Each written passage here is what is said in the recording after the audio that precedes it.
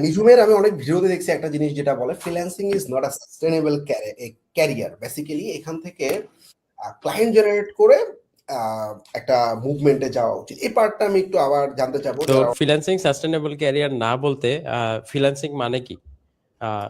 Same as পাঠাও rider, তাই না? পাঠাও rider কি করতেছে? ফ্রি টাইমে রাইড মারতেছে গিগস, এটাকে গিগস বলে। গিগস দিয়ে সে হয়তো তেলের খরচ উঠায় ফেলতেছে, পকেট মানি উঠায় ফেলতেছে, বাট সে কিন্তু কোথাও এটা নিয়ে যাইতে পারতেছে না, বলতে পারতেছে না যে আমি পাঠাও রাইডার। হ্যাঁ, তার বিয়ার মার্কেটে কোনো দাম নেই, তাই না? তো এরকম তো ফ্রিল্যান্সাররাও সেম, যে আপনার আসলে একটা স্টেবল ক্যারিয়ারের মধ্যে থাকতে হবে। হ্যাঁ, কিছুর পাশাপাশি ফ্রিল্যান্সিং করেন, freelancing as a side hustle, ওটা পসিবল। হ্যাঁ, এখন অনেকের দ্বারা একটা জিনিসই হয় না, সে পাশাপাশি কেমনে করবে? সে হয়তো ফ্রিল্যান্সিংকে ফুল টাইম নিতে পারে। সেক্ষেত্রে আমি বলি যে আপনার প্ল্যান থাকা উচিত যে ১ বছর, ২ বছর অথবা ৫ বছরের বেশি আপনি ফ্রিল্যান্সিং এ যেন না থাকেন।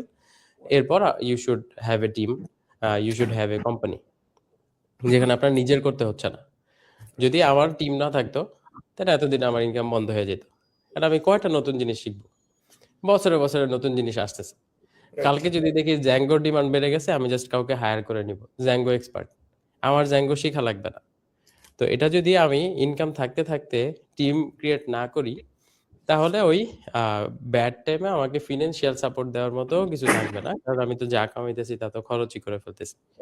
তো হ্যাঁ, টিম ক্রিয়েট করলে আপনার হয়তো আগে একলা যা ইনকাম করতেন তার থেকে কম ইনকাম আসবে টিমকে স্যালারি দিয়ে, but you will have the freedom, you will have the time, যেটা আপনি ইউটিলাইজ করতে পারবেন অন্য কিছুতে, ম্যানেজেরিয়াল জিনিস শিখতে।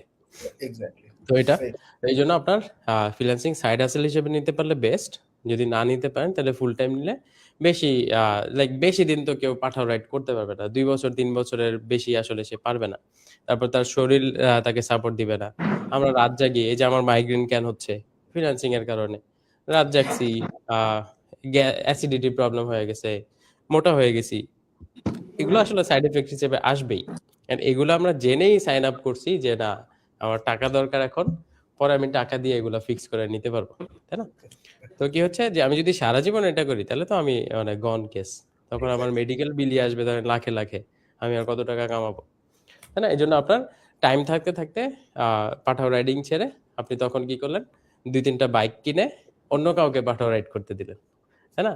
তাহলে ওই আপনার ইনভেস্টমেন্টটা চললো, আপনার ওইখান থেকে এক একটা পাঠাও রাইডার থেকে ৫,০০০ ১০,০০০ করে আসলো, আপনার চললো। এটা এক্সাম্পল হিসেবে দিলাম।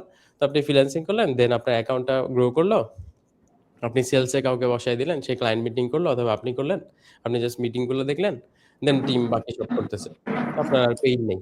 তো এরকম একটা টিম ওয়াইজ অথবা কোম্পানি ওয়াইজ মুভ করে যেতে পারলে ভালো।